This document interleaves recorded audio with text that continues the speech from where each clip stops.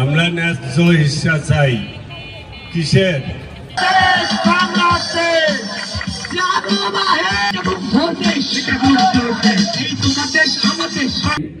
47-এর পর থেকে প্রতিটি সরকার আসে, প্রতিটি গভর্নমেন্ট, কিন্তু তিস্তা মহাপরিকল্পনা বাস্তবায়ন করে না। আমরা দেখেছি ভারত কি করে রাতের আধারে পানি ছেড়ে দেয় এবং আমাদের উত্তর যায়। আমরা দেখি গ্রীষ্মকালে আমাদের উত্তরবঙ্গে সেই পানি ব্যবহার করার সুযোগ হয় না।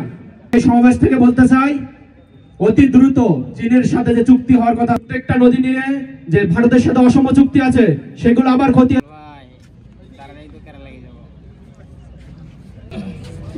ভারত এবং বাংলাদেশে তিস্তার পানি আপামর জনগণ এনার সিম্পোজিয়াম, ওয়ার্কশপ, ইভেন্ট আন্দোলন শাহরুখ আমার খানে যখন আসলো, আমি মোবাইলে দেখার পরে আমি চাই দেশকে ভালোবাসি।